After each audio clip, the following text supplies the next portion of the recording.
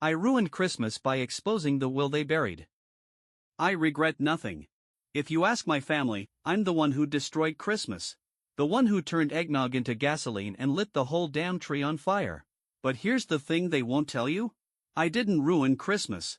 I ruined the lie they'd been living in. It all started with my grandfather's death the year before.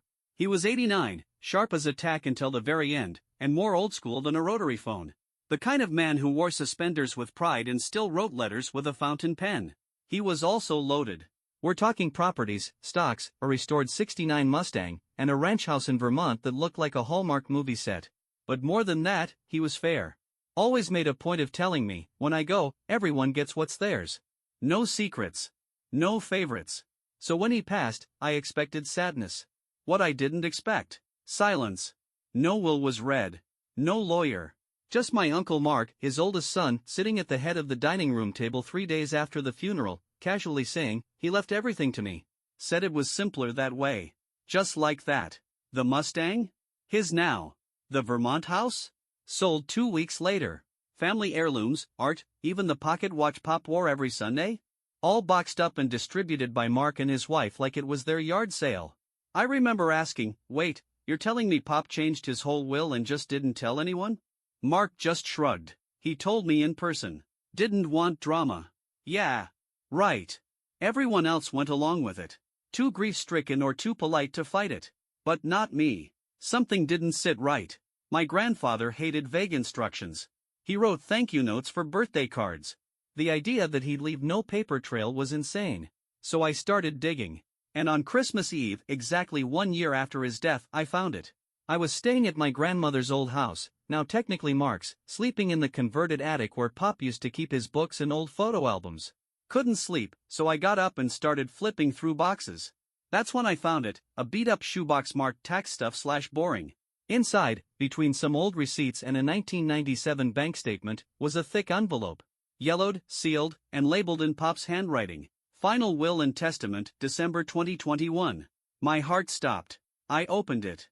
And there it was, a full legal will. Witnessed. Notarized. Crystal clear. Mark didn't inherit everything. The estate was to be split 5 ways, between Mark, my mom, my Aunt Karen, me, and a local animal shelter Pop had volunteered at for years. The Mustang? Me. The ranch house? To be kept in the family, used as a shared vacation home. There were even handwritten notes in the margins. Personal messages. Thoughtful decisions. Pop had not forgotten us. Mark had buried it. I took photos of every page. Emailed a copy to myself. Then I went downstairs and poured myself a drink. Sat in the quiet glow of the Christmas tree, staring at the people who had let Mark's word stand like it was gospel. The next morning, in the middle of gift exchange, I pulled out the will and laid it on the coffee table. "Hey," I said. "We missed one." Mark went pale before I even opened my mouth. I read the first paragraph out loud. My mom gasped. Aunt Karen started crying. My cousin dropped her mimosa. Mark just sat there, his mouth twitching like he was doing the math on how fast he could bolt without flipping a recliner. "You lied," I said. "You buried this. You stole from your own family." He tried to deny it, of course. Said Pop must have forgotten to update the lawyer, that it wasn't official. I pulled out the notarization page and dropped it in his lap. "Tell it to a judge." Chaos broke out. Voices shouting over each other. My mom sobbing. Mark's wife storming off. The dog started barking like he even knew Mark was guilty. Me? I sat back and sipped my coffee. Because for the first time all year, Christmas actually felt honest. Texts from family. Missed calls. A Facebook message from my second cousin who never talks to me suddenly saying, "Wow, you really dropped a bomb, huh?" Yeah. I did.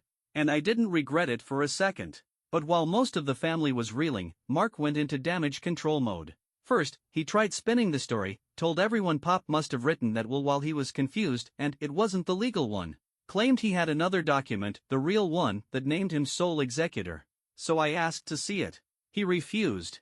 Next thing I know, my mom gets a call from Mark's lawyer, threatening to contest any version of the will I'd found.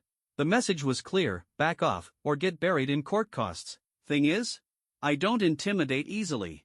I took the will, the real one, to a probate attorney.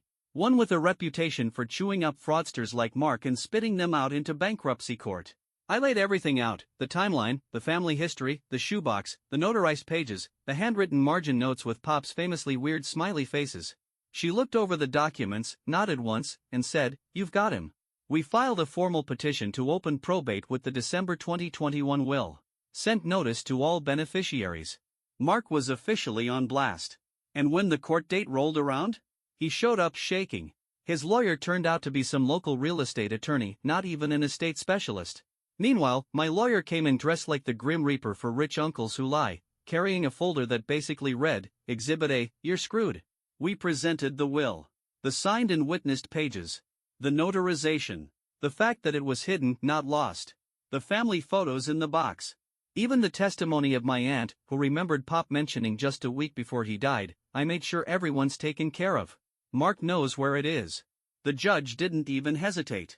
He ruled the will valid and binding, ordered an inventory of the entire estate, froze all ongoing sales, and demanded an accounting from Mark down to the dollar. Mark looked like someone had pulled the plug on his soul.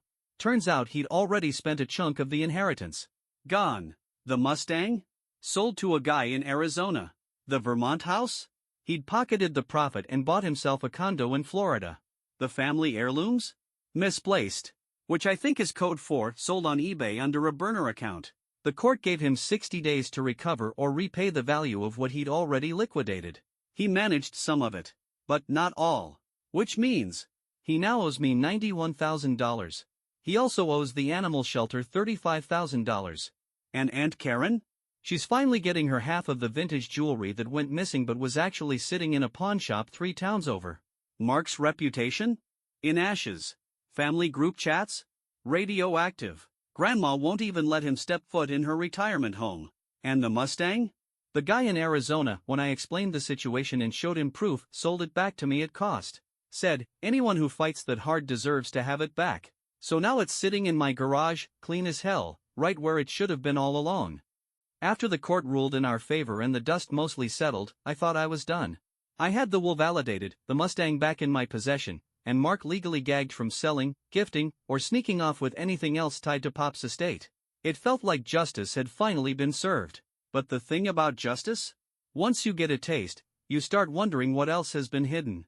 So when I got a call from the estate attorney a week later, I figured it was just a routine check-in.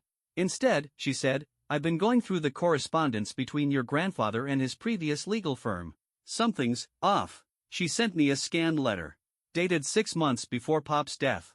In it, he confirmed that a copy of his updated will, the one I found in the attic, had also been mailed directly to his attorney for safekeeping. So, naturally, I asked the firm why no one came forward with that copy after he died.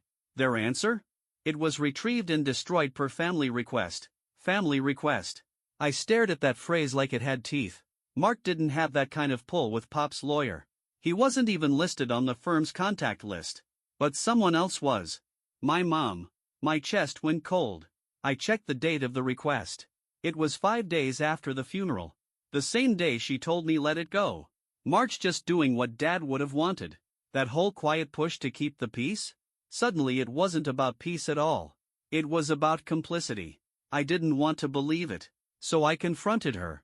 It was raining, of course it was, and I pulled into her driveway still convincing myself there had to be a logical explanation. Miscommunication. Confusion. Anything but betrayal.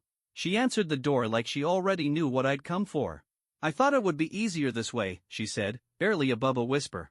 Easier for who? She sat down, hands folded, voice trembling, but not from guilt, more like exhaustion. I didn't think your grandfather would really leave so much to you. You're still young. I thought Mark, he needed it more. He lied, Mom. He stole. You helped him cover it up. She looked at me like I was being dramatic.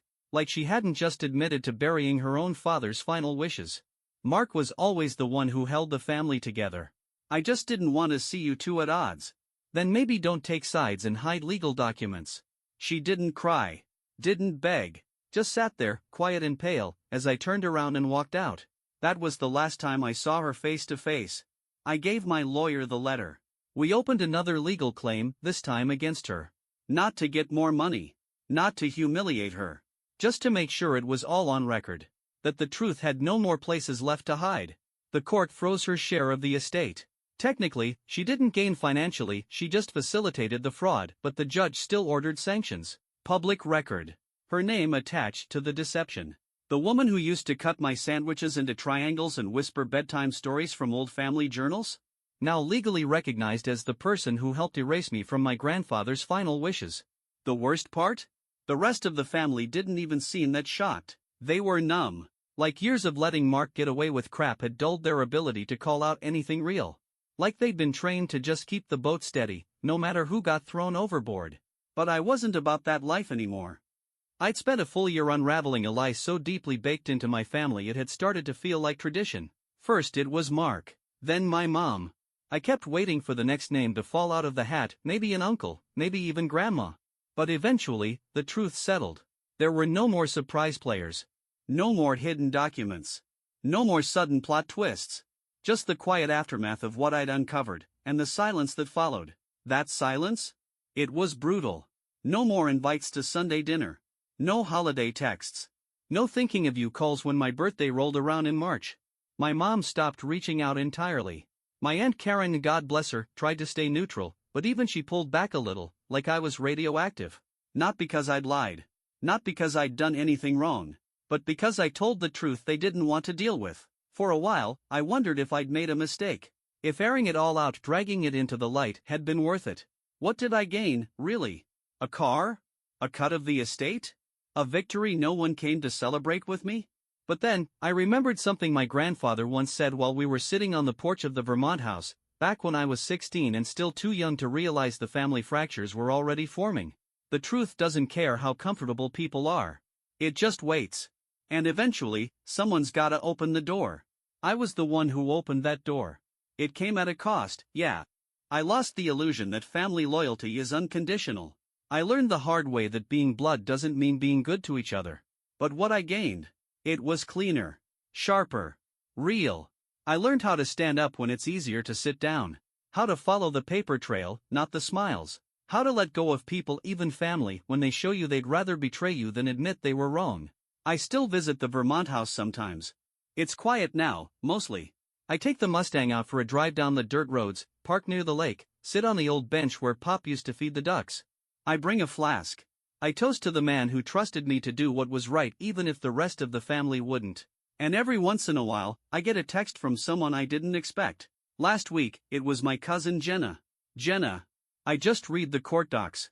I didn't know it was that bad. You did the right thing. I'm sorry we didn't speak up sooner. Small stuff, but it matters. Because the fallout never hits all at once. It echoes. And I'd rather live with the echo of doing the right thing than the comfort of pretending everything was fine. So yeah, I ruined Christmas. I blew it all up. And I regret absolutely nothing.